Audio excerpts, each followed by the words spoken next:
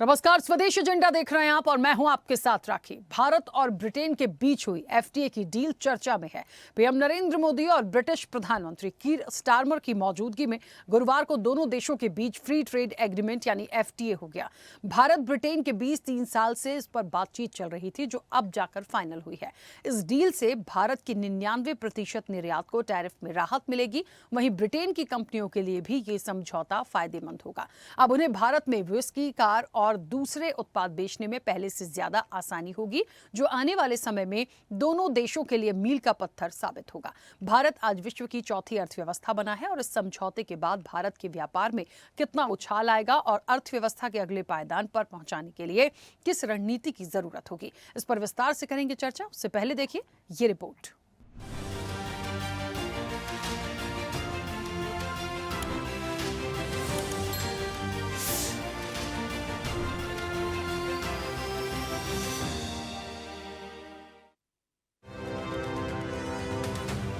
इस एक वर्ष में हमें तीसरी बार मिलने का मौका मिला है। ये अपने आप में मैं इसे बहुत महत्वपूर्ण मानता हूँ। और यूके और भारत अब एक प्रकार से नेचुरल पार्टनर है। आज हमारे संबंधों का एक ऐतिहासिक दिन है।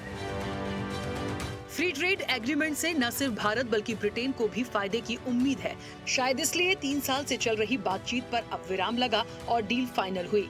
ब्रिटेन के पीएम कीर स्टारमर ने एफटीए को बड़ी जीत बताया।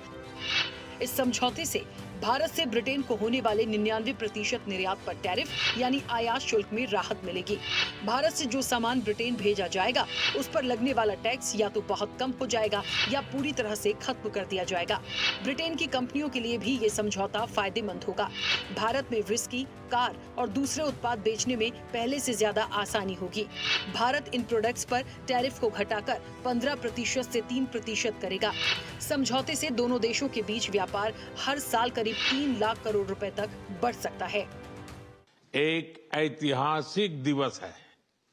मुझे प्रसन्नता है कि कई वर्षों की मेहनत के बाद आज दोनों देशों के बीच comprehensive economic and trade agreement संपन्न हुआ है।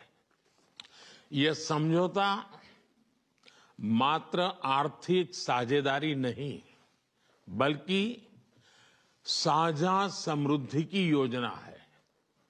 एक और भारतीय textile, footwear, gems and jewellery, sea food और इंजीनियरिंग गुड्स को यूके में बेहतर मार्केट एक्सेस मिलेगा। भारत के एग्रीकल्चर प्रोड्यूस और प्रोसेस्ड फूड इंडस्ट्री के लिए यूके की मार्केट में नए अवसर बनेंगे। भारत के युवाओं, किसानों, मछुआरों और एमएसएमई सेक्टर के लिए यह समझौता विशेष रूप से लाभकारी सिद्ध होगा। वहीं दूसरी ओर 2 लोकतांत्रिक देशों और विश्व की 2 बड़ी इकोनॉमीज के बीच हुए यह समझौते वैश्विक स्थिरता और समृद्धि को भी बल देंगे। The biggest and most economically significant trade deal that the UK has made since leaving the EU. And I think I can say that it's one of the most comprehensive deals that India has ever done. So thank you, Prime Minister, for your leadership and for your pragmatism. And I'd like to thank everybody who's worked so hard to get this deal over the line. 5 साल में व्यापार दुगना करने के मकसद से हुई ये डील आने वाले समय में दोनों देशों के लिए फायदेमंद साबित होगी। इन दोनों देशों के बीच एग्रीमेंट से ये सामान सस्ते हो सकते हैं। ब्रिटेन की लग्जरी कारें जैसे जगुआर, लैंड रोवर अब भारत में कम दाम में मिल सकती है। इंग्लैंड से आने वाली शराब और वाइन पर टैरिफ कम होगा, जिससे ये पहले से सस्ती मिलेंगी।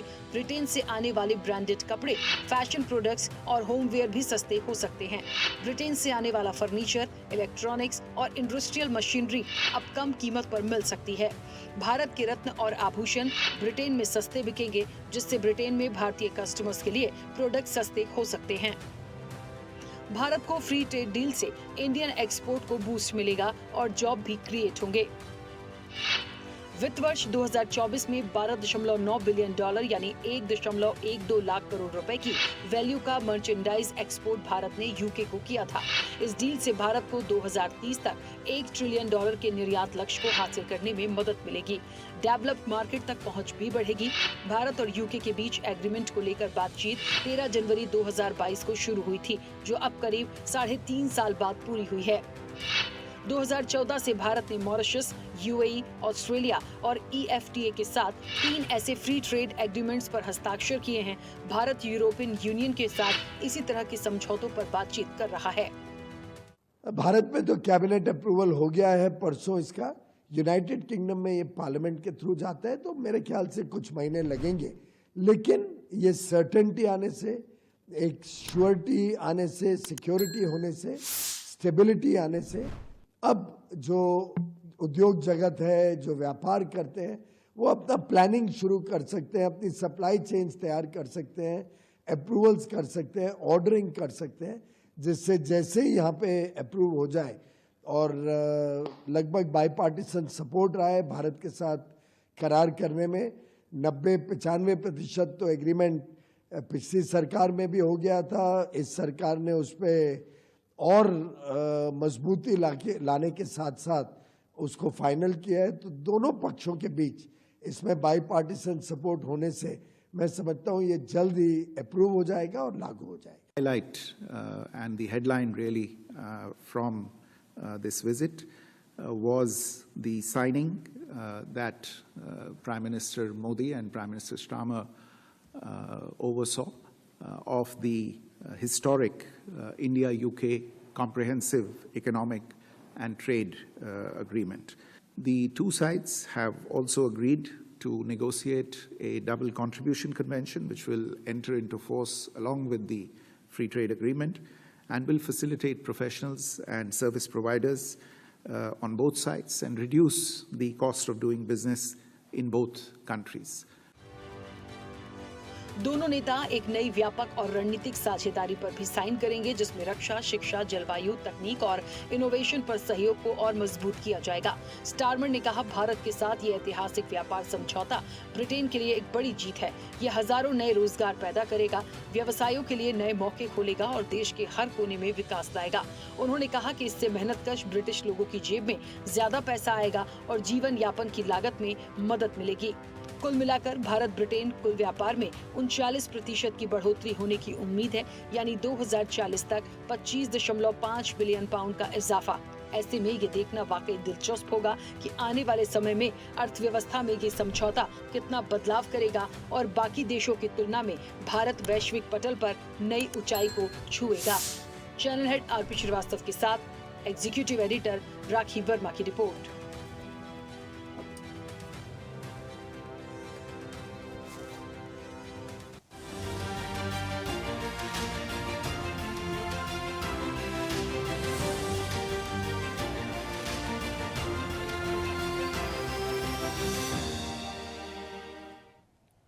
चलिए, तो फ्री ट्रेड पर बात बन गई है और भारत और ब्रिटेन की एक नई शुरुआत है। देखिए, जो ये रिलेशंस हैं दोनों कंट्रीज के बीच में, इन्हें समझिए और फ्री ट्रेड को यदि हम समझे तो इस एग्रीमेंट से न सिर्फ भारत को, ब्रिटेन को भी काफ़ी ज़्यादा फायदा होगा। दोनों ही कंट्रीज़ को बहुत ज़्यादा फायदा होना है, क्योंकि हम भारत के परिप्रेक्ष्य में इन सारी बातों को लेकर चले तो ये कितना फ्रूटफुल रिजल्ट हमें आने वाले समय में देगा। वैश्विक स्तर पर हम और कितनी ज़्यादा ऊंचाइयों को छुएंगे, क्या हमारी इकोनॉमी में हम और एक पायदान ऊपर जा सकते हैं। क्योंकि देखिए, व्यापार होगा, व्यापार अच्छा होगा तो हमें भी फायदा होगा, दूसरी कंट्रीज़ को भी फायदा होगा। तो यहाँ पे ये जो FTA की डील फाइनल हुई है, ये कितनी फ्रूटफुल हो सकती है और आगे भारत की स्ट्रेटजी इसको लेकर और बढ़ने की क्या होगी, हम सीधे चर्चा पर चलेंगे। हमारे साथ मेहमान जुड़े हैं, सबसे पहले आपका परिचय करा दें। भारतीय जनता पार्टी का पक्ष रखेंगे खेमचंद शर्मा। खेमचंद जी, बहुत स्वागत चर्चा में जुड़ने के लिए। कांग्रेस का पक्ष रखेंगे doctor HN Upadhyay. HN Upadhyay ji, आपका भी बहुत स्वागत है। विदेश मामलों की जानकार हैं शारदा दीक्षित। शारदा जी, आपका भी बहुत स्वागत है। International trade policy expert Suresh Manchanda हमारे साथ जुड़े हैं। सुरेश जी, आपका भी बहुत स्वागत है। और राजनीतिक विश्लेषक हैं डॉक्टर इंदुकांत दीक्षित। इंदुकांत जी, आपका भी बहुत स्वागत है। चर्चा की शुरुआत शारदा जी से करेंगे। शारदा जी, चलिए, शारदा जी अभी हमारे साथ नहीं कनेक्ट हैं। सुरेश जी, मेरी आवाज पहुंच रही है? जी, आपकी आवाज आ रही है। हाँ, सुरेश जी, भारत और ब्रिटेन की इस एफटीए की जो डील फाइनल हुई है, सबसे पहले तो कहा जा रहा है कि भारत को तो फायदा है ही, ब्रिटेन को भी फायदा है। आने वाले समय के लिए मतलब जो एक प्लान जिस मकसद से कहते हैं ना कि 5 साल में बिल्कुल इसको बहुत ज्यादा और बढ़ा देंगे, ये कितना फ्रूटफुल रिजल्ट भारत को खास तौर पर देगा, क्योंकि दोनों देशों के लिए अच्छा है, लेकिन क्योंकि हम भारत के परिप्रेक्ष्य में इस पर मुख्य रूप से चर्चा में बैठे हैं, तो ये डील और आने वाले समय में इस डील के बाद से कितना और बदलाव भारत का आप देखते हैं? देखिए, जैसे आपने अपनी रिपोर्ट में भी दिखाया कि तकरीबन तकरीबन 3.5 साल के बाद ये जो डील है वो मैच्योर हुई है।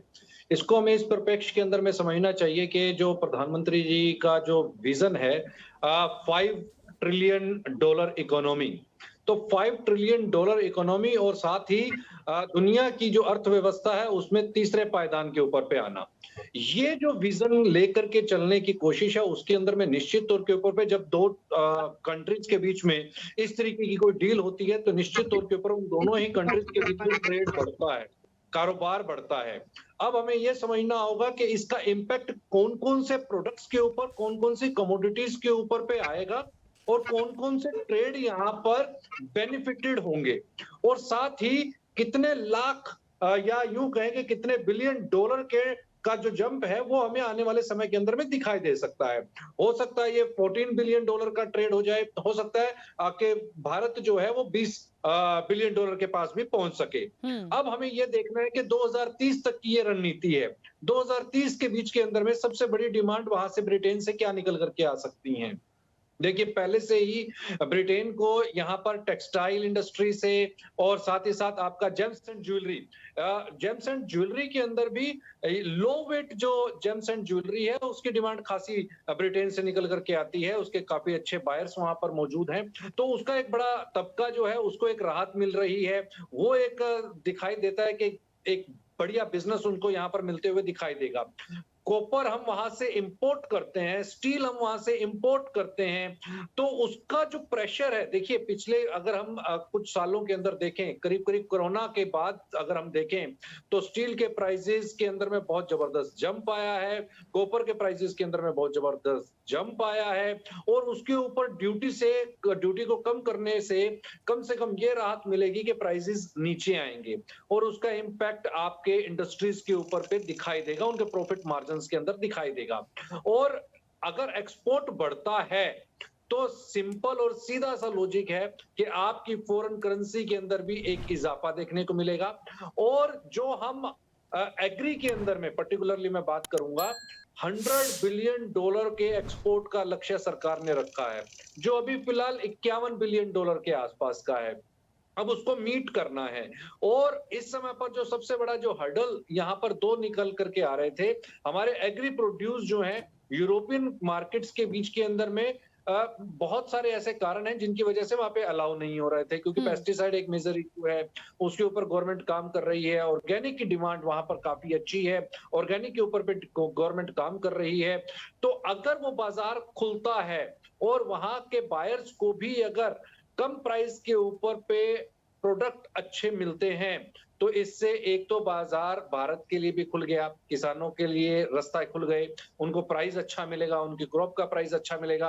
और कौन से सेक्टर्स यहाँ पर हैं, देखिए व्हीकल्स, क्योंकि व्हीकल्स का आदान प्रदान यहाँ पर, दूसरी चीज क्योंकि जगुआर जैसी कंपनी भारत की टाटा की होल्डिंग कंपनी है जगुआर, ब्रिटेन के अंदर में ठीक ठाक प्राइस के ऊपर भी मिलती है, लेकिन जब उसका इंपोर्ट यहाँ पर होगा आप सस्ते के अंदर में, तो रीजनेबल प्राइसेस के बीच के अंदर में उसकी सेल यहाँ पर दिखाई दे सकती है।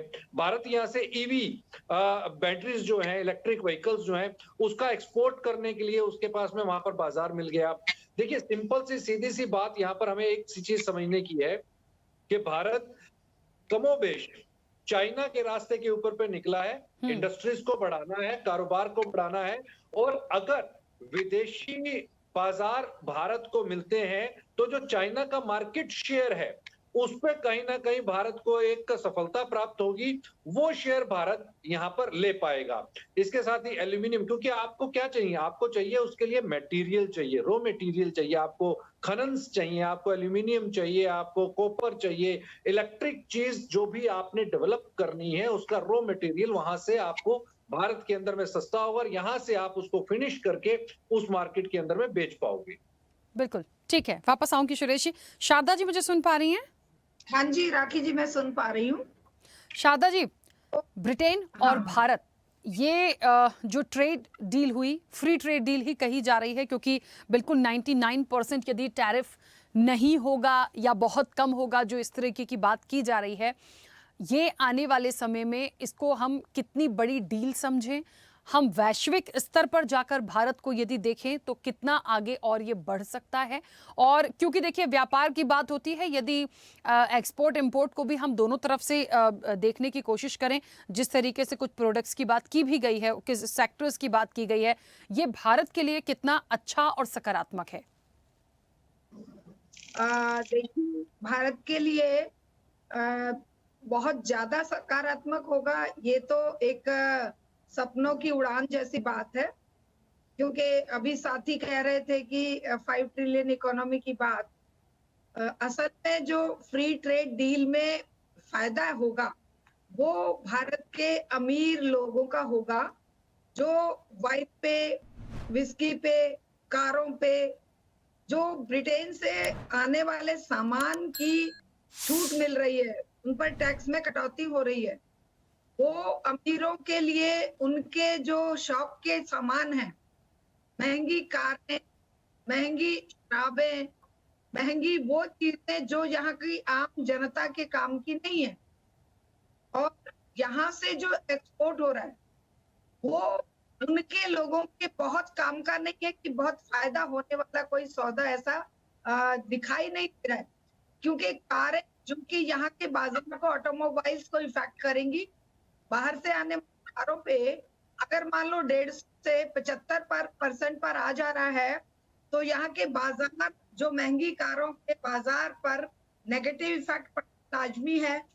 उसी तरह से ऑटोमोबाइल, जिसके लिए हमारे प्रधानमंत्री कहते हैं कि ये हमारी नीड है और ये बहुत ही प्रोस्पेक्टिव ये है, तो उसमें कमी आएगी, क्योंकि नेचुरली जब सस्ती कारें आएंगी तो बाजार कोई करेंगी, और अमीरों को सस्ती कारें मिलेंगी, भारत का टैक्स घटेगा। भारत का जो टैक्स घटेगा, भारत सरकार को टैक्स मिलना चाहिए था, टैक्स उसको उन चीजों पर नहीं मिलेगा जिसको अमीर खरीदेंगे। उस सस्ते का फायदा होगा अमीरों को, और टैक्स का नुकसान भारत की जनता को होगा, क्योंकि भारत सरकार तो वैसे ही जनहितैषी कल्याणकारी योजनाओं के लिए खर्चे नहीं जुटा पा रही है। स्कूल बंद किए जा रहे हैं कि पैसे नहीं है, दूसरे जो जनता की भलाई के काम है उनमें कटौती की जा रही है।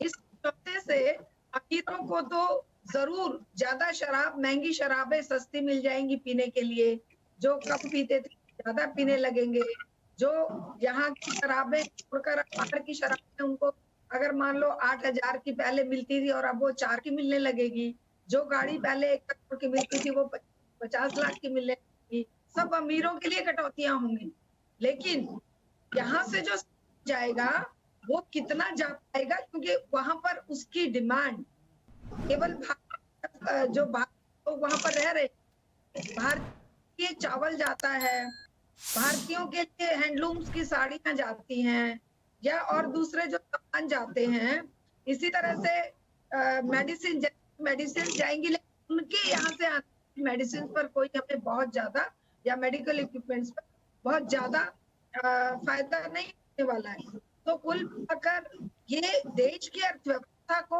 ऊंचाइयों पर लेकर जाएगा। ये शायद एक स्वप्न है, जो स्वप्न और भी बहुत सारे डेवलप्ड कंट्रीज के साथ समझौते करते हुए हमारी सरकारें आती हैं, क्योंकि वो कभी अभी ब्रिटेन के प्रधानमंत्री का बयान सुनिए, ब्रिटेन को इससे हर सेक्टर में रोजगार उपलब्ध होंगे, यहाँ पर बहुत लोगों को फायदा होगा, वो जो अपने फायदे की चीजें उनको अच्छी तरह से मिल जाएंगी, लेकिन भारतीय जनता को इसका खामियाजा ही भुगतना पड़ेगा, क्योंकि आम जनता के लिए कुछ भी सस्ता नहीं होने वाला है। सस्ता होने वाला है अमीरों के लिए, और अमीरों की जनता के टैक्स पेयर की कॉस्ट पर सस्ता होने वाला है। जो टैक्स सरकार को मिलना चाहिए था वो टैक्स खत्म हो जा रहा है। उस टैक्स का जो हमारे खजाने पे जो घाटे का, उस घाटे को पूरा करने के लिए, मीटअप करने के लिए जनता पे और टैक्स बढ़े जाएंगे। जो आमदनी थी बाहर से और टैक्स खजाने में जो बॉन्ड्स आ रहे थे और जो बॉन्ड्स पार कर रहे थे, वो हमारा अब रुपए में होगा, की कीमत और डाउन चली जाएगी बॉन्ड्स के मुकाबले। ठीक है। तो बहुत सारे फैक्टर हैं जिनको देखकर हम खुश नहीं हो सकते। बाकी फ्री ट्रेड एफटीए भी नहीं कह सकते, क्योंकि ये है। ठीक है शारदा जी, आपकी आवाज बहुत ब्रेक हो रही है मैम, बहुत ब्रेक हो रही है, इसलिए मैं एक सेकंड आपको रोक रही हूँ। कुछ कह रहे हैं सुरेश जी? हाँ, थोड़ा जल्दी से बोलिएगा प्लीज। जी। देखिए, हमें ये समझना होगा कि इस समय पर इंडिया जो ब्रिटेन को माल सप्लाई कर रहा है वो डेफिसिट के अंदर में है या सरप्लस के अंदर में है। अगर मैं पिछले 5 साल का अगर डाटा आपके साथ में शेयर करूं, 2020 के अंदर में भारत का जो एक्सपोर्ट था ब्रिटेन को वो $7 बिलियन के आसपास का था, और इंपोर्ट जो था वो $4 बिलियन का था। यानी हम $3 अरब के सरप्लस के अंदर में थे, $3 बिलियन के। आज अगर मैं बात करता हूं 2024 का जो मेरे पास में डेटा है, उसमें हम 7 से 2020 में $7 अरब था, और 2024 में जस्ट 100% का जंप है, $14 अरब का हम वहां पे एक्सपोर्ट कर रहे हैं, राइट। और इसके साथ में जो सरप्लस के अंदर में इजाफा आया है वो करीब $6 अरब का इजाफा है, जो 3 अरब का था। यानी सरप्लस भी आपका बड़ा है, फॉरेन जो करेंसी वहां से आपकी बड़ी वो भी बड़ी है, 100% का उसमें भी जंप आया है, और यहाँ पर भी। दूसरी सबसे इंपॉर्टेंट, मैडम ने यहाँ पर चावल की बात की, अदर एग्री कमोडिटीज की बात की, मैं उसके ऊपर भी ध्यान देना चाहूंगा। लगातार वहां से डिमांड बढ़ रही है, और जो हमारे डाटा हैं और जो ग्राउंड रिपोर्ट्स कहती हैं वो ये कहती हैं कि आने वाले टाइम के अंदर में यूरोप का, चूंकि देखिए अभी यूरोप के अंदर भारत का चावल जो है वो लिमिटेड क्वांटिटी के अंदर में एक्सपोर्ट होता है, और बहुत सारी क्वांटिटी एक्सपोर्ट नहीं होती है क्योंकि उसके अंदर में पेस्टिसाइड का एक इशू है, एमआरएल्स कंपीट नहीं करते। लेकिन अब जो ग्राउंड के ऊपर पे फार्मर्स यहाँ पर काम कर रहे हैं, उससे ये दिख रहा है कि आने वाले 1 से 2 साल के अंदर में भारत का जो चावल है यूरोपियन मार्केट को भी कैप्चर करेगा, उसका भी एक बेनिफिट जो है वो भारत को मिलेगा। ठीक है, खेमचंद जी आवाज पहुंच रही है मेरी? जी नमस्कार, जय हिंद। हाँ खेमचंद जी, देखिए भारत ब्रिटेन के रिश्तों की बात करें, फ्री ट्रेड एग्रीमेंट की बात करें, लंबे समय से इस पर बातचीत हो रही थी, हो गया, बहुत सारी चीजें हैं, किसको कितना फायदा होगा, ब्रिटेन को कितना फायदा है, भारत को कितना फायदा है, दोनों पर बात हो रही है। लेकिन भारत के परिप्रेक्ष्य में हम ज्यादा सोच रहे हैं क्योंकि हम देश की बात करेंगे। ब्रिटेन अपनी पॉलिसी से सही चलता है, भारत अपनी पॉलिसी से कितना फायदा देखता है। लेकिन ये जो चीजें हुई हैं, चर्चा का मकसद बस ये है कि आने वाले समय में हम कितना ग्रो करके और जाएंगे, क्योंकि बहुत सारे ऐसे अभी सिचुएशंस ऐसी बनी हैं कि दूसरी कंट्रीज़ के साथ कैसे व्यवहार हैं, क्या चीज़ें हैं, सारी एक तरफ है, चेंजेस होते रहते हैं। लेकिन हमें ब्रिटेन के साथ खास तौर पर व्यापारिक रूप से यदि देखें, हम व्यापार की दृष्टि से देखें तो कितना ज़्यादा ये हमारे लिए एक फ्रूटफुल होगा, सरकार के जो प्रयास हैं या जिस तरीके से इन चीज़ों को आगे बढ़ाया गया है। राखी जी, बहुत अच्छा पैक्ट हुआ है, बहुत अच्छा समझौता हुआ है, और मैं एक प्रोफेशनल हूँ, मैं आपको समझा सकता हूँ कि जब यूएस में प्रॉब्लम आई तो भारत ने अपनी जो आईटी इंडस्ट्री है उसने डिवर्सिफाई करना शुरू किया, यूरोप की तरफ ध्यान देना शुरू किया।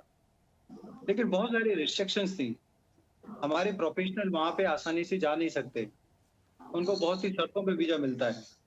अब इस पैक्ट के बाद हमारे प्रोफेशनल वहां पे जा सकते हैं, रह भी सकते हैं और लंबे समय तक काम भी कर सकते हैं, वो सुविधा भी रहेगी। हमारी आईटी कंपनीज को बिना किसी रोक टोक के पूरे यूके में जितने भी रिसोर्सेज हैं, जितने भी वहां पे डिमांड है, जितने भी वहां पे अभी काम आने वाले हैं, उसमें एक प्रायोरिटी पे पार्टिसिपेशन का मौका मिलेगा। हमारे स्टूडेंट को एक कोलैबोरेशन रहेगा, इंडियन यूनिवर्सिटी वर्सेस यूके की यूनिवर्सिटी। तो यूके की यूनिवर्सिटी इंडियन यूनिवर्सिटी की डिग्रीज को मान्यता देंगी और भारत की यूनिवर्सिटी यूके की डिग्रीज को मान्यता देगी। तो अब अगर मेरे को किसी ऑक्सफोर्ड से या किसी और यूनिवर्सिटी से कोई डिप्लोमा करना है, कोई कोर्स करना है, तो जरूरी नहीं है कि मैं वहाँ यूके में जाके करूँ। अगर कोलैबोरेशन होगा तो मैं इंडिया से भी कर सकता हूँ और उसकी सेम हैसियत होगी, सेम उसकी वैल्यू होगी और मैं उसको जब काम करूंगा यूके में तो उसको यूटिलाइज कर सकता हूँ। तो उस एंगल से, और ये किसका फायदा होने वाला है? Middle class, lower middle class परिवारों को फायदा होने वाला है, जिनको एक बड़ी यूनिवर्सिटी में पढ़ने के लिए बाहर ही जाना पड़ता था, बहुत कॉस्टली पड़ता था, उसको स्पॉन्सर करने के लिए मिडिल क्लास परिवार की कमर टूट जाती थी। अब वो भारत में भी पॉसिबल है और उसको वैल्यू बराबर की मिलेगी। फिर उसके बाद आता है जितना ये कपड़ा का व्यापार होता है, तो कपड़े का व्यापार मेनली वहां पे आप यूके में देखेंगे तो मैन्युफैक्चरिंग ना के बराबर होती है, वो इम्पोर्ट करते हैं। जब भारत को प्रेफरेंस ट्रेड पार्टनर की वैल्यू मिलेगी तो यहाँ के हमारे प्रोडक्ट्स पे लीस्ट टैक्स लगेगा, तो हमारा प्रोडक्ट बांग्लादेश और जो अदर कंट्रीज हैं उनसे ज्यादा कम्पिटिटिव रहेगा, बेटर रहेगा। चाइनीज से ज्यादा कम्पिटिटिव रहेगा क्योंकि हमारी क्वालिटी डिफरेंट होती है, तो उसमें एक बहुत ज्यादा मेजर जंप आने वाला है। उसके अलावा जो मेडिसिन हैं, पर्टिकुलरली जेनरिक मेडिसिन हैं, यूके में भी बहुत सारे लोग हैं जो ब्रांडेड मेडिसिन बहुत महंगी होती है, उनको अफोर्ड नहीं कर पाते। ऐसे बहुत सारे का मतलब लाखों में लोग, तो हमारी जेनरिक मेडिसिन के लिए बहुत बड़ा डोमेन है। जेनरिक मेडिसिन के अलावा ब्रांडेड मेडिसिन में भी आज भारत सभी ब्रांड की मेडिसिन बना रहा है, मैन्युफैक्चरिंग कर रहा है, तो उसमें भी बहुत बड़ा काम आने वाला है। ऑटोमोबाइल्स में भी मैं मानता हूँ कि जो लग्जरी कार हैं उन पे टैक्स कम होगा, टैक्स कम होगा तो लग्जरी कार्स की जो अवेलेबिलिटी है भारत में बढ़ेगी। लेकिन हमारे कौन से ब्रांड हैं जो लग्जरी कार बनाते हैं? बल्कि हमारा ही टाटा वहां पे जेगुआर बनाता है, वो हमारी टाटा मोटर्स का ही पार्ट है। अब अगर वो इंपोर्ट होगी तो टाटा मोटर्स को अपनी टेक्नोलॉजी और अपनी एनहेंसमेंट कोलैबोरेशन में मदद मिलेगी और मेरे को ऐसा लगता है कि टाटा मोटर और बेटर परफॉर्म कर पाएगी इंडिया में। लेकिन इसका जो दूसरा फायदा है एंगल, कि वहां का जो मिडिल क्लास है, लोअर मिडिल क्लास है, जो लग्जरी गाड़ियां अफोर्ड नहीं कर सकता, उसको भारत से मिड साइज की और लोअर मिड साइज की जो कारें हैं, जिनको हम इकोनॉमिक कार कहते हैं, जो भारत में ज्यादातर चलती हैं, 90% कारें जो इकोनॉमी कार चलती हैं, उनको वहां पे एक बड़ी मार्केट मिलेगी। वहाँ के स्टूडेंट, वहाँ का लोअर मिडिल क्लास, वहाँ का गरीब वर्ग, वहाँ का मजदूर वर्ग, वो हमारी कार को आसानी से खरीद पाएगा। तो एक बड़ा मार्केट यूके के रूप में भारतीय ऑटोमोबाइल इंडस्ट्री को वहां पे मिलने वाला है। तो मैं ऐसा समझता हूँ भारत को इसमें, कृषि विभाग में भी, अब चावल सिर्फ वहां पे इंडियन नहीं खाते, वहाँ पाकिस्तानी भी रहते हैं, बांग्लादेशी भी रहते हैं, यूरोपियन भी बहुत सारी डिशेज में चावल खाते हैं। तो भारत के हर एक सेक्टर को उससे फायदा होने वाला है, सिर्फ अमीरों को नहीं। मैं ऐसा समझता हूँ lower middle class even farmers को भी इससे फायदा होने वाला है। एक अच्छी डील है, और यूएस की डील जो अभी प्रोग्रेस में है, अभी पेंडिंग है, उसमें भी हमें सहायता मिलेगी। जब एक बड़ी कंट्री के साथ हमारी डील फाइनलाइज हो जाती है तो इम्पैक्ट जो हमारी बार्गेनिंग पावर है वो यूएस के साथ डील में भी बढ़ेगी, बेटर होगी। ठीक है खेमचंद जी। एचएन उपाध्याय जी सुन पा रहे हैं? एचएन उपाध्याय जी, मैडम, भारत और ब्रिटेन की इस नई शुरुआत को आप कैसे देखते हैं?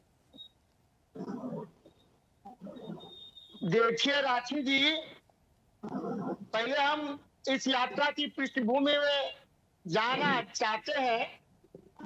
आज देश की संसद चल रही है, संसद के हमारे जो नेता कह लीजिए, प्रधानमंत्री जी है, तमाम ऐसे मुद्दे हैं जिस पर उनके जवाब की आकांक्षा में पूरे देश की जनता है, और इस बीच वो विदेश भाग गए।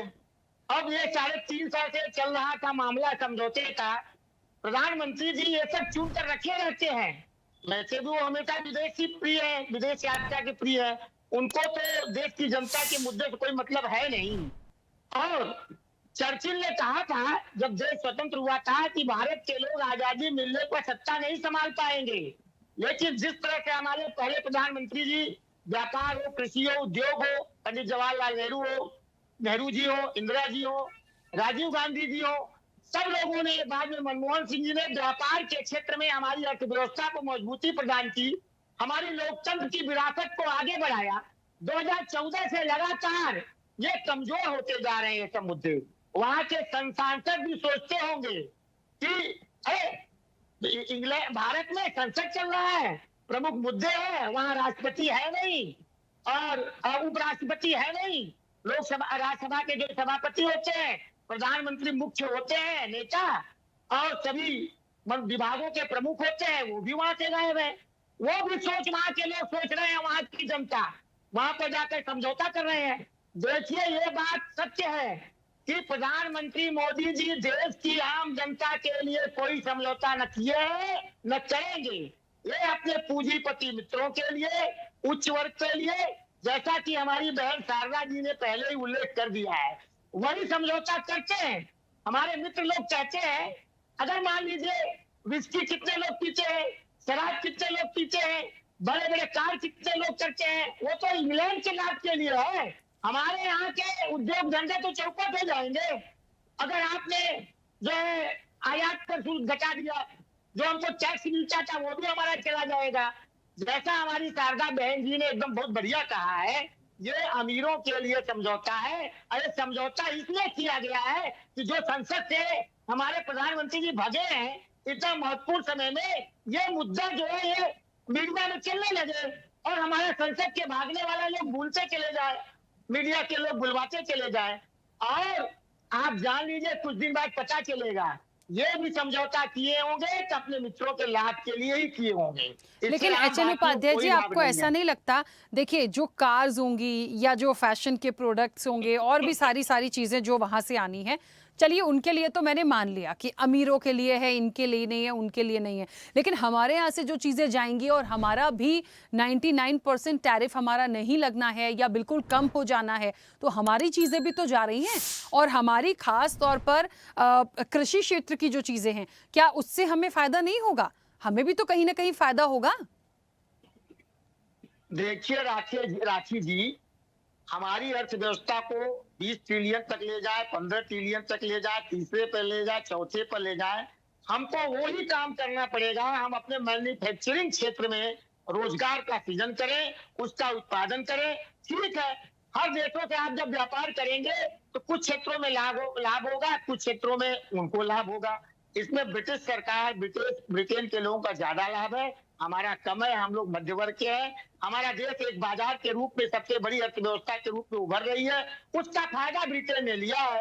आज देखिए, आज ट्रंप कह रहे हैं कि चीन में कंपनी स्थापित हो, भारत से सस्ते दर पर श्रमिक लेकर अमेरिका से कोई लाभ नहीं कमाएगा।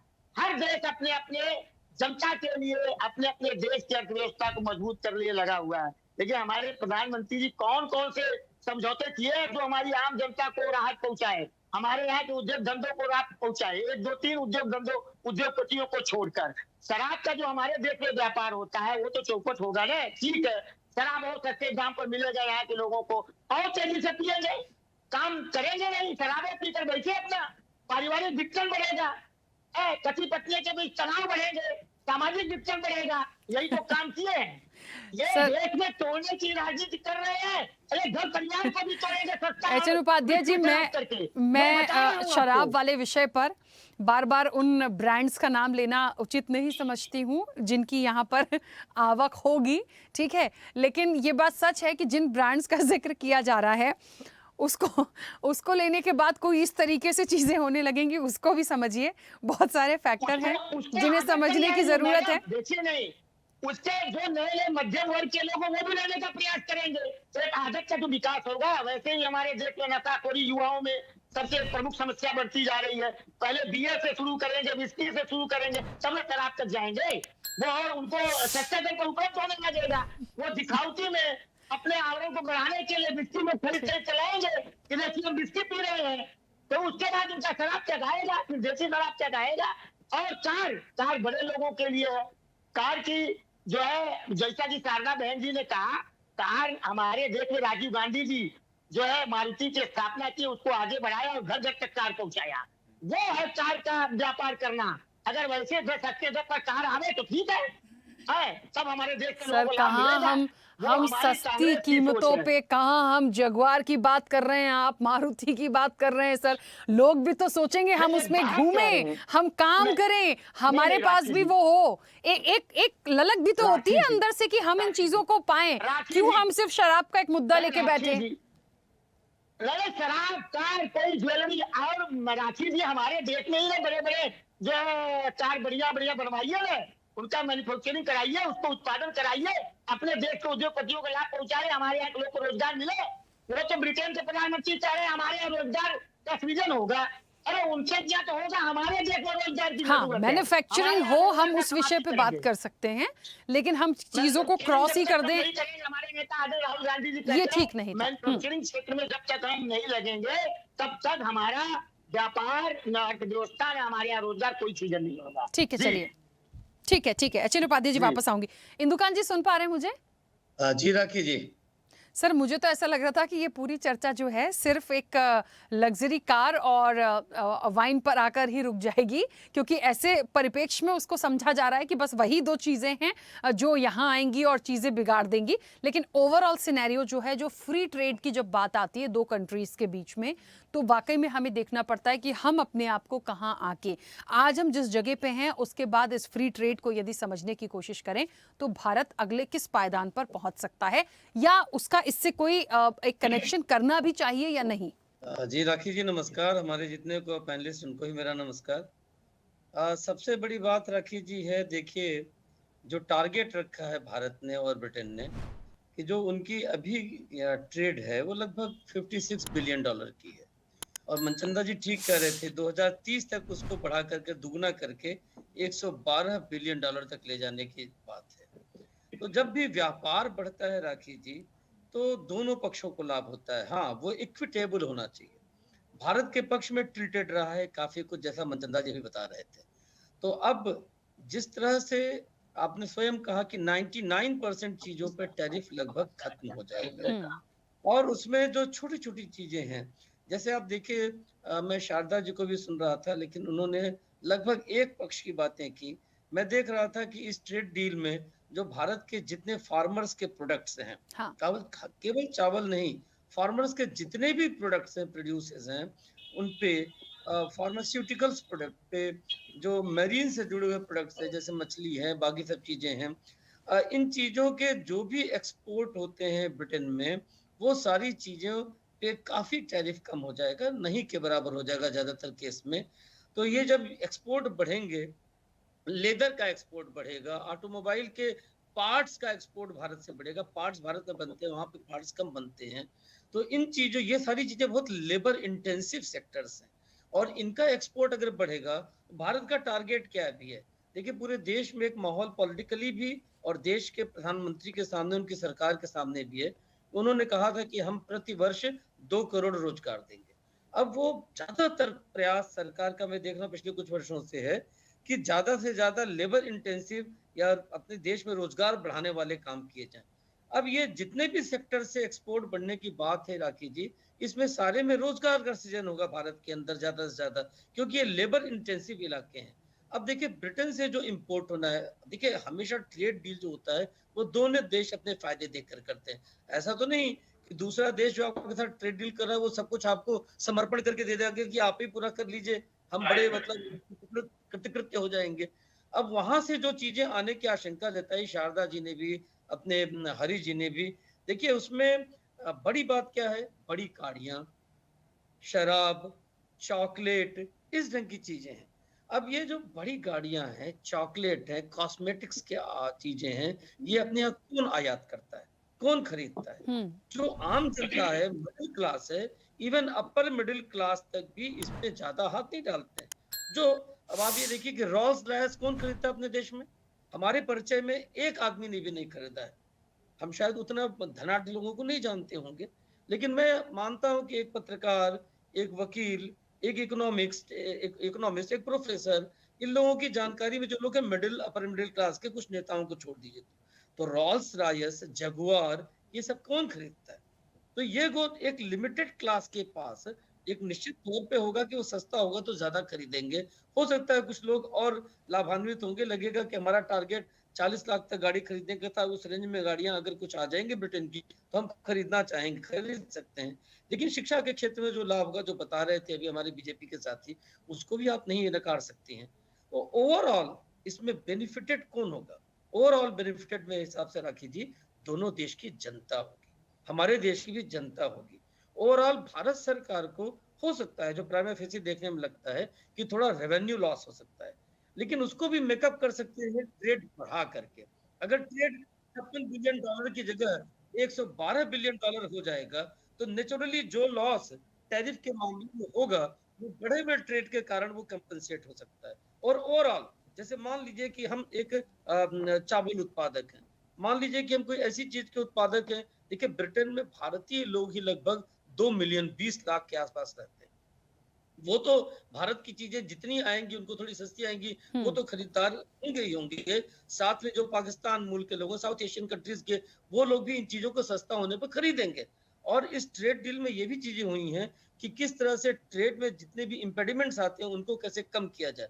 इससे जो तरह तरह के आरोप लगा करके कि हमारी चीजें शुद्ध नहीं है, इसमें केमिकल का ज्यादा उपयोग है, उन अड़चनों को कैसे दूर किया जाए, इस पे काम किया गया है। इससे क्या होगा कि उन चीजों को वहां पे निर्यात करने में आसानी होगी। तो अगर मान लीजिए मैं किसान हूँ, हमारे चावल के ज्यादा वहां पे खरीदारी होती है, मान लीजिए कि हम फार्मास्यूटिकल्स के उत्पादक हैं, मान लीजिए कि हम मोटर पार्ट्स के उत्पादक हैं, हमारी चीजें तो हम ज्यादा लोगों को अपने यहाँ रोजगार देंगे, हमें इनकम होगी तो हमारे देश में हम और इन्वेस्ट करेंगे और फैक्ट्रीज लगाएंगे और वहां पे डिमांड होगी, लोग खरीदेंगे तो नेचुरली उसके रिसोर्सेज, उसका पैसा भारत की इनकम में शामिल होगा। तो ये ओवरऑल पब्लिक टू पब्लिक दोनों देश की जनता लाभान्वित होगी। भारत का जो रेवेन्यू एज ए कंट्री कम होगा, वो कैसे चीजों को कंपनसेट करेंगे, वो बिजनेस बढ़ा के हम कर सकते हैं। और एक बड़ी बात देखिए, जो यूरोपियन यूनियन के साथ हमारी ट्रेड की डील चल रही है, अमेरिका के साथ जो ट्रेड की डील चल रही है और भी कई देशों के साथ चल रही है, उन पे इसका बड़ा इम्पैक्ट पड़ेगा, क्योंकि ब्रिटेन एक बड़ा देश है और ब्रिटेन के साथ अगर हमने डील किया है तो ये एक आदर्श के तौर पर पेश किया जाएगा कि अगर हम ब्रिटेन के साथ ऐसा किए हैं तो this is the minimum bottom line, इससे नीचे हम किसी पे भी नहीं जाएंगे। और यही कारण है कि देखिए मोटे तौर पर दुनिया भर में जो ट्रेड से जुड़े हुए लोग हैं उन्होंने इसका स्वागत किया। और एक बात कहकर मैं अपनी बात खत्म करूंगा, देखिए आप ईश्वर को या किसी चीज को जो जिस रूप में देखना चाहता है उस रूप में, अगर आप सिर्फ निगेटिव देखना चाहेंगे तो निगेटिव नजर आएंगे, सिर्फ पॉजिटिव देखना चाहेंगे तो पॉजिटिव नजर आएगा।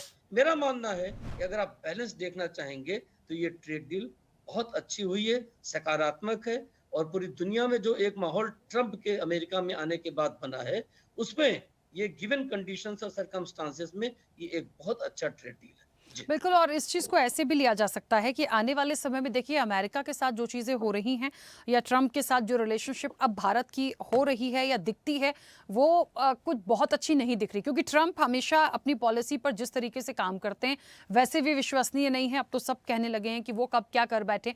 तो उस परिप्रेक्ष्य में यदि हम अपने आने वाले समय को देखें, दूसरी कंट्रीज़ के साथ अपने व्यापारिक चीज़ों को समझने की कोशिश करें तो बहुत पॉजिटिवली अच्छी हो सकती है। बिल्कुल हो सकती है। लाइटर मोड में राखी जी, हाँ। कुछ लोग जो बेचारे पाउच पी पी करके गलियों में मरते, थोड़ा विस्की भी पी लेंगे तो खुश हो जाएंगे कुछ लोग, उनको भी तो थोड़ा सा हक बनता है सस्ते में विस्की में। सर लेकिन इंदुकान जी वही तो मैं बात कह रही थी कि वो जो तबके के लोग हैं जिनका आप पाउच का जिक्र कर रहे हैं, इतनी कितनी सस्ती हो जाएगी विस्की की, वो विस्की पी लेंगे। उनको जो उस लेवल का व्यक्ति है वो ले भी तो पाए, हमें ये भी देखना पड़ेगा। इसीलिए मैंने उस समय एच.एन. उपाध्याय जी को बोला था कि ऐसा नहीं है कि वो इस तरह का, जो लोग इस ब्रांड को एक्सेप्ट कर रहे होंगे वो इस तरह की चीजें नहीं कर रहे होंगे। सर गलियों में बैठ के थोड़ी पाउच पियेंगे। खेमचंद जी मेरी आवाज पहुंच रही है? खेमचंद जी कुछ कहना चाह रहे थे, अपनी बात रखिए। चलिए खेमचंद आवाज जी। आ रही है मेरी? आपको हाँ आ हाँ रही है? खेमचंद जी आपको बोलिए। आवाज? हाँ हाँ देखिए डील में बहुत कुछ अच्छा है और सबके लिए है। मैं ऐसा समझता हूँ कि मिडिल क्लास और लोअर मिडिल क्लास को बहुत ज्यादा फायदा होने वाला है। ज्यादातर जो सर्विस सेक्टर में काम करते हैं वो मिडिल क्लास या लोअर मिडिल क्लास से आते हैं, गांव से आते हैं, छोटे टाउन से आते हैं और उन सभी को यहाँ पे फायदा होने वाला है। सर्विस सेक्टर में बहुत ज्यादा बूस्ट होगा क्योंकि जो यूके की इकोनॉमी है इसमें अभी भी ट्रांसफॉर्मेशन का एक बहुत बड़ा स्कोप है, ऑटोमेशन का बहुत बड़ा स्कोप है। ऑटोमेशन, ट्रांसफॉर्मेशन, माइग्रेशन जो भी होगा उसमें भारतीय जो कामगार है, पर्टिकुलरली आईटी प्रोफेशनल है, उनका बहुत ज्यादा फायदा होने वाला है। आईटी कंपनी को जब बूस्ट होगा तो हमारे यहाँ पे जो एजुकेशन सेक्टर है उसको बूस्ट होगा। ओवरऑल जो इकोसिस्टम है सबको फायदा होगा और मेरे को ऐसा लगता है कि यूके के साथ जब टेक्नोलॉजी लेवल पे कोलैबोरेशन होगा तो इंडिया को बहुत सारे और सेक्टर्स में जहाँ पे अभी भी हम इम्पोर्ट करते हैं, मैन्युफैक्चरिंग नहीं कर पाते, उस कोलैबोरेशन की वजह से इंडिया वहां भी मैन्युफैक्चरिंग करेगी। और इंडिया आज हर सेक्टर में आगे बढ़ रही है। तो इंडिया का ऐसा नहीं कि भाई हम लग्जरी गाड़ी अगर इम्पोर्ट करेंगे तो जो वहाँ का मिडिल क्लास है, मिडिल क्लास के लिए हमारे जो ऑटोमोबाइल के जो कंपनीज हैं वहाँ पे बहुत बड़े बड़े अच्छे ऑप्शन, सस्ते ऑप्शन वहाँ पे उपलब्ध करा पाएंगे जो वो आसानी से उसको अफोर्ड कर सकते हैं, खरीद सकते हैं। तो ऐसा नहीं, यूके में गया हुआ हूँ, वहाँ बड़ी प्रॉब्लम है। वहाँ भी बहुत सारे ऐसे लोग हैं जो 1000 से 1500 पाउंड पे सर्वाइव करते हैं। जो 1000 से 1500 पाउंड पे वो सर्वाइव करते हैं, they can not buy luxury cars there. But वो हमारी इंडियन कार जो मिडिल क्लास यूज करते हैं, जिसको हम इकोनॉमी कार कहते हैं, वो आसानी से बाई कर सकते हैं। तो इंडिया को हर सेक्टर में फायदा होने वाला है। कुछ लोग नकारात्मक तरीके से इसको देख रहे हैं, वो देखते रहे, कहीं ना कहीं ऐसा लगता है कि वो जेलेसी में है, वो इस उपलब्धि को अप्रिशिएट नहीं करना चाहते, लेकिन ये सब चीज देश के लिए हो रही है। और अभी हमारे मित्र कह रहे थे कि मोदी जी कभी भी चाहे उन्होंने गलती से बोला, गरीबों के हितों से समझौता नहीं कर सकते। बिल्कुल सही कहा आपने, गरीबों के हितों से समझौता नहीं कर सकते। गरीबों के फायदे के लिए काम करते हैं, देश के फायदे के लिए काम करते हैं। मोदी जी भागे नहीं है। मूर्खतापूर्ण स्टेटमेंट ना दीजिए। संसद चल रही है, संसद को चलाने के लिए हमारी पार्टी के, हमारे एनडीए के सारे माननीय सांसद लोग वहां पे हैं, मंत्री लोग हैं। एक बड़ा कॉन्ट्रैक्ट, एक बड़ा एग्रीमेंट होने वाला था, 2 कंट्रीज के हेड के बीच में एग्रीमेंट होने वाला था, इसीलिए वहां पे आदरणीय प्राइम मिनिस्टर मोदी जी गए हैं। और विशेष चर्चा के समय आदरणीय प्राइम मिनिस्टर मोदी जी 28 और 29 को अवेलेबल रहेंगे। तो अभद्रतापूर्ण तरीके से मोदी जी पे जो आप टिप्पणी कर रहे हैं, आउट ऑफ योर हेट और जो आपकी जेलेसी है, वो लोगों के सामने आपको और नीचे गिरा देगी, उससे कोई आपको फायदा होने वाला नहीं है। एचएन उपाध्याय जी। जी राखी जी, अभी आपने कहा कि ट्रंप और अमेरिका पर विश्वास नहीं किया जा सकता है। वही बातें ट्रंप और अमेरिका के लोग कहते हैं हमारे प्रधानमंत्री मोदी जी को कि इनकी इतने बड़े झूठ आदमी और विश्वसनीय कोई है ही नहीं है। अभी मोदी जी कुछ दिन सर, पहले अमेरिका तो अपने कहते ट्रंप कि से ही आप परेशान है। नहीं, अरे हम लोग भी, हमारे देश की जनता ट्रंप से ज्यादा परेशान है मोदी जी से। आप बताइए, अभी कुछ दिन पहले ही मोदी जी ने कहा था कि अपने अपने घर जाइए और देखिए हम विदेश के कितने कितने सामान उपयोग करते हैं। यानी एक तरह से इन्होंने विदेशी सामान के बाइकाट की बात कही थी। अब जाकर वहां समझौता कर रहे हैं, जगुआर ले आएंगे। देखिए जगुआर कितने लोग चलाते हैं, ठीक है। और बड़े बड़े ब्रांड के सब जो है विस्की और वो सब सामान लाएंगे, ज्वेलरी आदि की बात हो रही है। आम आदमी को इससे क्या मिलेगा? हमारा देश का व्यापार चौपट। सर, ज्वेलरी हमारी जाएगी, ज्वेलरी आभूषण हमारे जाएंगे, वहां के लोग उसको कैरी करेंगे, अच्छा लगेगा। प्रेमचंद जी जो कह रहे हैं कि इस देश में संसद में जो मुद्दे हैं, प्रधानमंत्री जी के रहना बहुत जरूरी था। ये समझौता तो 3.5 साल से चल रहा है। वो तो विदेश जाते ही रहते हैं, कभी जाकर समझौता कर लेते, लेकिन इस समय संसद की मौजूदगी थी। जनता ये पूछ रही है कि संसद से भागे हैं, समझौता करके जनता का ध्यान बचा रहे हैं। और तो उपाध्याय जी, वो अवेलेबल होंगी ना, जो तारीख तय की गई है, अवेलेबल होंगी ना उस दिन?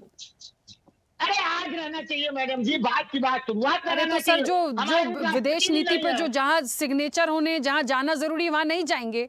ये भी तो देखिए, वो भी भारत के लिए ही हो रहा है ना।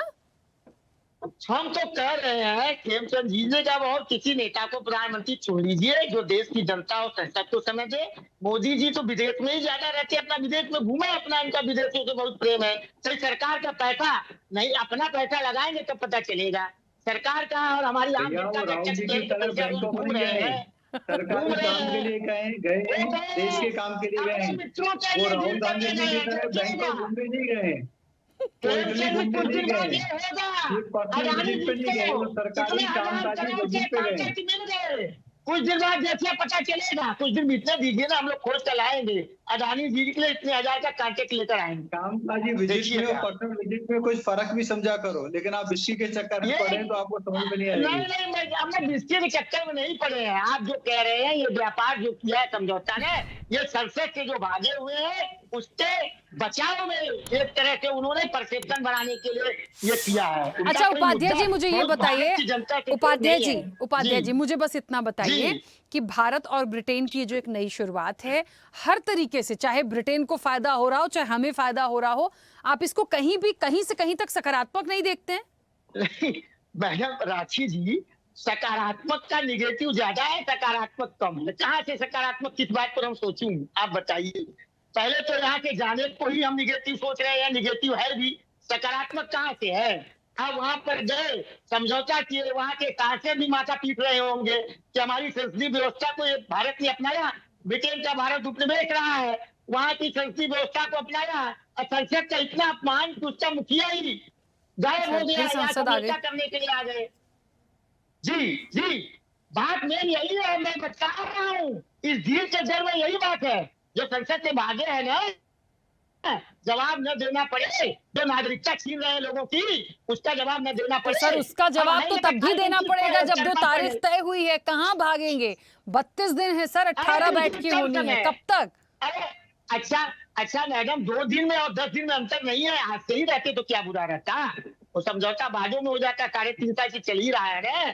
अब तो अगले महीने में चीन जाना है, जबकि हमारे जनरल ने सब चाहा है। चीन छाया युद्ध लड़ा है ऑपरेशन सिंदूर में, अगले महीने चीन जा रहे हैं। वहां के आगे ही वीजा फ्री कर दिया गया, चीन के लोगों को वीजा देने की घोषणा हो गई। आप बताइए क्या करेंगे आप देश की जनता के लिए? कहाँ कोई वो निर्णय कर रहे हैं? न तो देश में रहकर कर रहे हैं, न तो विदेश में जाकर कर रहे हैं। एक देश के साथ हमारी जनता को मूर्ख बना रहे हैं। हमारी बहन शारदा जी ने बहुत बढ़िया विश्लेषण किया, उसके आगे हमको बोलने के लिए कुछ बचा ही नहीं है। ठीक है शारदा जी, ठीक है मैं अगला सवाल उन्हीं से ले रही हूँ क्योंकि समय भी बड़ी तेजी से बढ़ रहा है। शारदा जी बहुत जल्दी से अपनी बात रखिएगा। मैम आपको भी लगता है कि ये जो डील हुई है या ये जो समय है उसको संसद से हमें जोड़ देना चाहिए? मतलब मुझे नहीं लगता, हम सारी चीजों के लिए जिम्मेदार मानते हैं कि सत्र भी जरूरी है, उनके जवाब भी जरूरी हैं, उनकी जो प्रेजेंस है वो भी जरूरी है, लेकिन इसका भारत ब्रिटेन से और संसद को बीच में जोड़ दें, ये कनेक्शन तो नहीं समझ में आया मैम। देखिए राखी जी, आज जिस तरह की डील्स और जिस तरह के वायदे आम जनता से किए जा रहे हैं, ये एक बुलावा है, सपना है। शिक्षा के बारे में अभी खेमचंद जी ने कहा सॉरी कि बाहर की यूनिवर्सिटियां आएंगी, यहाँ के स्कूलों पर ताले लग रहे हैं, लाखों स्कूल बंद कर दिए गए हैं, हालत इतनी खराब है। प्राइवेट यूनिवर्सिटियों को यहाँ बुलाकर दुकानें खोलने की परमिशन नई शिक्षा नीति दे रही है और इस डील में वो सौदा हो रहा है। कोई भी वहां की प्राइवेट जो एकदम से जीरो यूनिवर्सिटी है, जिसका कहीं कोई स्केल में नाम नहीं है, यूनिवर्सिटियों को यहाँ लेके लोगों के लिए और यहाँ की यूनिवर्सिटियों की फंडिंग कर दी जा रही है। यहाँ के जो यूनिवर्सिटियों का भट्टा बिठा के बाहर की यूनिवर्सिटियों को हम कौन सा जनता का भला करने वाले हैं, ये एक सोचने की बात है। 2 करोड़ रोजगार देने की बात एक इतना बड़ा धोखा, झूठ और बुलावा साबित हुई है। लेकिन अभी भी हमारे मित्र जो हैं, हमारे जो अभी सहयोगी हैं, वो उस बात के लिए तारीफ कर रहे हैं। ये उसी तरह की बात है कि कोई कबूतर को कबूतर बिल्ली को देख के आंख बंद कर लेता है कि वो मुझे खाएगी नहीं। ये पूंजीवाद का युग है और आज बेरोजगारी विश्वव्यापी है और अपने जनता को बुलावे में डालने के लिए ये सरकारें इस तरह की डील करती हैं जिससे लोगों के अंदर एक मैसेज दिया जा सके। ब्रिटेन के प्रधानमंत्री ब्रिटेन को मैसेज देने की कोशिश कर रहे हैं, भारत के प्रधानमंत्री भारत के लोगों को धोखा देने की कोशिश कर रहे हैं। असल में ये एक तरह का ऐसा धोखा है क्योंकि हमारे प्रधानमंत्री जी हमेशा या तो विदेश यात्राओं पर रहते हैं या इलेक्शन रैली में रहते हैं। संसद हो रही है, बैठक की नहीं हो रही है, इसमें उनको मतलब नहीं है। देश की जनता किन समस्याओं से जूझ रही है, उन समस्याओं पर या बेसरन की घटना पर या सिंदूर पर संसद में बात करने में उनको मतलब कष्ट होता है। वो देश विरोधी और देशद्रोही कहलाते हैं। ठीक है और चलिए, जीतने के लिए SIR जैसी नीतियां लागू करके इस देश को कहां पहुंचाने की कोशिश है। प्रधानमंत्री को विदेश ही ज्यादा सही है क्योंकि वहां वो अपने मित्रों के लिए ज्यादा से ज्यादा बिजनेस अमीरों के लिए लाने की कोशिश करते हैं, इसमें कोई दो राय नहीं है। आज ये खुली किताब है। ठीक है मैम, समय की सीमा है। चलिए मैं रोकूंगी। सुरेश जी बहुत जल्दी से अपनी बात रखिएगा, बहुत जल्दी से। सर अच्छी तरह समझ रहे हैं लेकिन ये आंखों पर पट्टी बांध के अभी जरा भक्ति में लीन है। ठीक है मैम ठीक है, उनकी बात आ जाने दीजिए। सुरेश जी म्यूट किया आपने। ये जो कॉस्मेटिक्स और देखिए जो डेटा के साथ अगर हम अपनी बात रखें तो मुझे लगता है कि उसके अंदर में वजन आएगा। आपको ये समझना होगा कि इस समय पर जो यूके है वो जर्मनी से बहुत ज्यादा इंपोर्ट कर रहा है, US से इंपोर्ट कर रहा है, चाइना से इंपोर्ट कर रहा है, नीदरलैंड से इंपोर्ट कर रहा है, फ्रांस से इंपोर्ट कर रहा है। हमारा नंबर बहुत नीचे आता है। ठीक है, जर्मनी से वो 74 बिलियन पाउंड की इंपोर्ट करता है। चाइना से वो 57 बिलियन पौंड का वो इंपोर्ट करता है। भारत से तो मात्र ही, मैं अगर डॉलर्स की बात करता हूं तो 14 से 15 बिलियन डॉलर का वो इंपोर्ट कर रहा है। तो उसको बढ़ाने की आवश्यकता है। जब हम इसको बढ़ाएंगे तो निश्चित तौर के ऊपर पे यहाँ पर भी एम्प्लॉयमेंट जनरेट होगा। हमें बड़ा पॉजिटिव थॉट लेकर के चलना चाहिए। जैसे अपने एक पैनलिस्ट बोल रहे थे कि भाई क्या लोग जगुआर के ऊपर चलने लगेंगे, कितनी जगुआर बिक जाएंगी देखेंगे। देखिए, एक समय ऐसा आया था जब किसी ने ये सपना देखा कि हिंदुस्तान के अंदर में मारुति मैन्युफैक्चर होगी, और आज आप देखिए सबसे बड़ा मैन्युफैक्चरिंग प्लांट है। तो जब तक आप विजन नहीं लेकर के चलेंगे, इनिशिएट नहीं करेंगे, तब तक आप उस मंजिल तक पहुंचेंगे कैसे। दूसरी सबसे बड़ी इंपॉर्टेंट बात बता दूं, इसके अंदर में सबसे बड़ा जो इलेक्ट्रॉनिक और मोबाइल का एक्सपोर्ट की एक अपॉर्चुनिटी यहाँ पर दिखती है। विदेशी कंपनियों ने यहाँ पर, एप्पल जैसी कंपनी ने, सैमसंग जैसी कंपनी ने यहाँ पर बड़े प्लांट सेटअप किए इंडिया के अंदर में। जब उनका एक्सपोर्ट यहाँ इंडिया से बढ़ेगा तो क्या आपको लगता नहीं है कि उससे रेवेन्यू जनरेट होगा और रोजगार यहाँ पर बढ़ेगा? क्या आपको ये नहीं दिखता कि उससे बहुत अच्छी इनकम ऑफ सोर्स यहाँ पर जनरेट होगा, और जो आपका ट्रेड है, जो ट्रेड का सरप्लस है, उसके अंदर में हम एक इंक्रीमेंटल आते हुए देखेंगे। भारत जो इस समय पर यूके को माल सप्लाई कर रहा है, उसके अंदर में वो 8वें, 9वें या 10वें पायदान पर है, तो वो उठ करके हो सकता है 3रे या 4थे पायदान पर आ जाए। हो सकता है कि वो 50 बिलियन पौंड का यहाँ पर ट्रेड हो जाए। बिल्कुल, चलिए, क्योंकि समय की सीमा है। देखिए, इस सबके अपने अपने व्यूज हैं, किसी को पॉजिटिव लगता है, किसी को नहीं लगता है, लेकिन ओवरऑल जितनी बातें या जिन प्रोडक्ट्स की बात की गई है, जिन्हें लाने की और देने की बात की गई है, कुछ तो फायदा है। ऐसे ही तो कोई समझौता नहीं होता, ऐसे ही तो इतना वक्त नहीं लगा होगा। आने वाले समय में इसके भी रिजल्ट हमें दिखेंगे। फिलहाल आप सभी का बहुत शुक्रिया इस चर्चा में जुड़ने के लिए। तो देखिए, ये बात तो बिल्कुल सही है, फ्री ट्रेड जिस तरीके से FTA की डील फाइनल हुई है भारत और ब्रिटेन के बीच में, इसके जो रिजल्ट हैं वो हमें आने वाले समय में देखेंगे। और भारत की ये जो एक कनेक्शन और नई साझेदारी, नई शुरुआत दूसरी कंट्रीज के साथ दिख रही है, ये कहीं ना कहीं एक अच्छा संदेश तो देती है, इसे हम नकार नहीं सकते। चर्चा में इतना ही। बने रहिए स्वदेश न्यूज के साथ, सबसे पहले देश। ऐसे ही वीडियोस के लिए लाइक करें, शेयर करें, फॉलो करें, YouTube पर जाकर सब्सक्राइब कर बेल आइकन दबाना ना भूलें। और ताजा अपडेट्स के लिए स्वदेशलाइव.com पर जरूर जाएं।